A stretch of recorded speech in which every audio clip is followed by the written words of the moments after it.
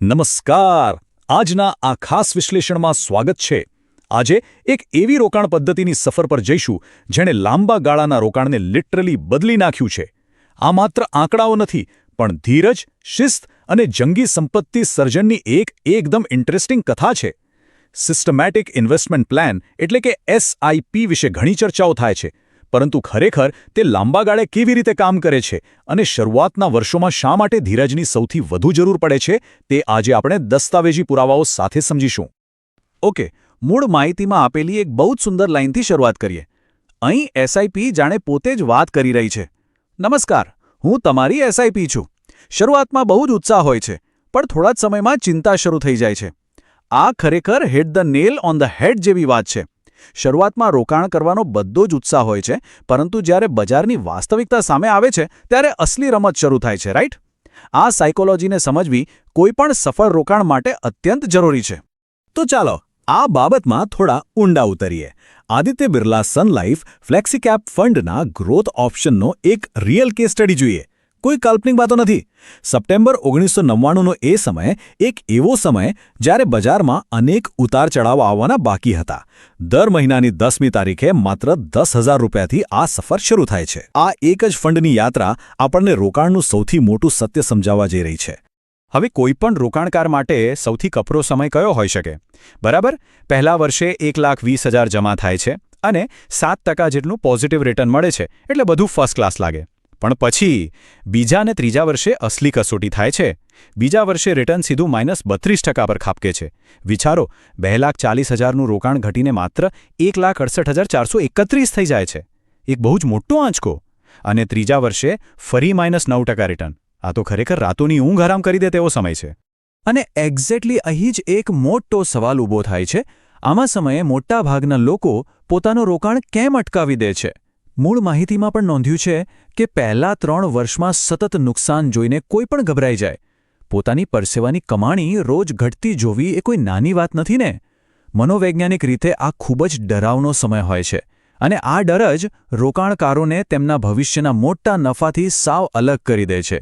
પણ જો આ જ યાત્રાને પહેલા 5 વર્ષની ટાઈમલાઈન પર મૂકીને સમજીએ તો આખું પિક્ચર બદલાઈ જાય છે. પહેલા વર્ષની આશા અને પછી 2 વર્ષની ભયંકર નિરાશા. પણ જો જરાક ધીરજ રાખી તો ચોથા વર્ષે 15%ના વળતર સાથે એક જબરદસ્ત રિકવરી આવે છે. અને 5મા વર્ષે 25%થી વધુ વળતર સાથે ફંડની વેલ્યુ 11 લાખને પાર કરી જાય છે. અહીં એક એવો તબક્કો આવી જાય છે જ્યાં બધું જ સંપૂર્ણ સુરક્ષિત લાગવા માંડે છે. હવે આ બે સમયગાળા વચ્ચેની એક અત્યંત રસપ્રદ સરખામણી સમજીએ. પહેલા 5 વર્ષની અંદર, એટલે કે જ્યારે બજાર સાવ તળિયે હતું અને રિટર્ન માઇનસમાં ચાલતું હતું, ત્યારે કુલ 19,000થી વધુ યુનિટ્સ જમા થાય છે. અને તેના પછીના 17 વર્ષ સુધી એ જ 10,000નું રોકાણ ચાલુ રાખવા છતાં માત્ર 8,000 યુનિટ્સ જ એકઠા થાય છે. કલ્પના કરો, આ એક એવો તફાવત છે જે મોટાભાગના લોકો માર્કેટની ચકાચોંધમાં મિસ કરી જાય છે. તો આ જાદુ પાછળનું સાયન્સ શું છે? એ છે યુનિટ એક્યુમ્યુલેશન. જ્યારે માર્કેટ તૂટે છે ત્યારે એ જ રોકાણ રકમમાં ફંડના ઘણા વધારે યુનિટ્સ મળે છે. આને નુકસાન નહીં, પણ એકદમ સસ્તા ભાવે થયેલી ખરીદી ગણવી જોઈએ. આ શરૂઆતના વર્ષોમાં ભેગા થયેલા 19,000 યુનિટ્સ જ એ સિક્રેટ એન્જિન છે જે ભવિષ્યમાં ચક્રવૃદ્ધિ વ્યાજ એટલે કે કમ્પાઉન્ડિંગનો સૌથી મજબૂત પાયો નાખે છે. આ જ મજબૂત પાયાના પરિણામ સ્વરૂપે એક માઇન્ડ બ્લોઈંગ આંકડો સામે આવે છે. રૂપિયા 3.35 કરોડ. હા, બરાબર સાંભળ્યું. મૂળ માહિતી મુજબ 27 વર્ષના અંતે જે કુલ 4.8 કરોડ રૂપિયા બને છે, તેમાંથી અંદાજે 3.35 કરોડ રૂપિયા તો માત્ર ને માત્ર તે પહેલા 5 વર્ષમાં ખરીદાયેલા યુનિટ્સના કારણે જનરેટ થયા છે. જે વર્ષો સૌથી વધુ ડરાવતા હતા, તે જ વર્ષો ભવિષ્યના કરોડો રૂપિયાના સર્જક બન્યા. અને આ માહિતી બહુ જ બ્રિલિયન્ટલી એ સમજાવે છે કે ધીરજ ગુમાવીને વહેલું રોકાણ પાછું ખેંચી લેવું એ કેટલી મોટી ભૂલ છે. કુલ સંપત્તિમાંથી સિંહ ફાળો શરૂઆતના એ 5 વર્ષનો જ છે. જો એ સમયે ડરના કારણે યુનિટ્સ વેચી દીધા હોત તો ભવિષ્યના આ કરોડો રૂપિયા ક્યારેય બની જ ન શક્યા હોત. સિમ્પલ છે. વહેલી પીછેહટ એટલે ભવિષ્યની જંગી સંપત્તિને ગુડ બાય કહેવું. ચાલો આગળ વધીએ અને જોઈએ કે આ આખું રોકાણ કઈ રીતે બિલ્ડઅપ થાય છે. સમય જતાં કમ્પાઉન્ડિંગની અદ્ભુત અસર જોવા મળે છે. 10મા વર્ષે 12 લાખના રોકાણ સામે મૂલ્ય 51 લાખ થઈ જાય છે. 20મા વર્ષે એ 1.8 કરોડનો આંકડો વટાવી જાય છે અને સૌથી મોટો મેજિક 27મા વર્ષે દેખાય છે, જ્યાં કુલ 31,60,000ના રોકાણ સામે મૂલ્ય 5 કરોડ 13 લાખના આંકડાને સ્પર્શી જાય છે. આ છે શિસ્તબદ્ધ રીતે કોઈપણ બ્રેક વગર ટકી રહેવાની અસલી તાકાત. આટલી મોટી રકમ ઊભી કરવાનો હેતુ માત્ર બેંક બેલેન્સ વધારવાનો નથી હોતો.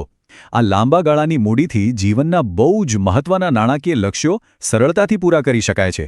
પછી ભલે તે બાળકોનો ઉચ્ચ અભ્યાસ હોય, તેમના લગ્નનો ખર્ચો હોય, ફેમિલી સાથે મસ્ત વેકેશન પર જવાનું હોય કે પછી એકદમ ચિંતામુક્ત અને હેપી રિટાયરમેન્ટ લાઈફ મળવાની હોય. આ સમગ્ર માહિતીનો મુખ્ય સાર એકદમ સિમ્પલ છે. વહેલી શરૂઆત કરવી, રોકાણને કોઈપણ સંજોગોમાં નિયમિત રાખવું અને સૌથી ઇમ્પોર્ટન્ટ, લાંબા સમય સુધી બજારમાં ટકી રહેવું. આ કોઈ રાતોરાત અમીર બનવાની જાદુઈ છડી નથી, પણ અતૂટ શિસ્તનું પરિણામ છે. બજાર પડે ત્યારે પેનિક થવાના બદલે તેને એક તક તરીકે જોવાની જ અસલી ગેમ છે. તો અંતે આ અદ્ભુત પ્રવાસ આપણને એક બહુ જ ઇન્ટરેસ્ટિંગ સવાલ પર લાવીને મૂકે છે. જો સૌથી વધુ નુકસાનવાળા અને બજારની પડતીવાળા શરૂઆતના વર્ષો જ ભવિષ્યની સૌથી મોટી સંપત્તિનું સર્જન કરતા હોય, તો પછી જ્યારે આગામી માર્કેટ ક્રેશ આવે ત્યારે તેને કઈ નજરે જોવું જોઈએ?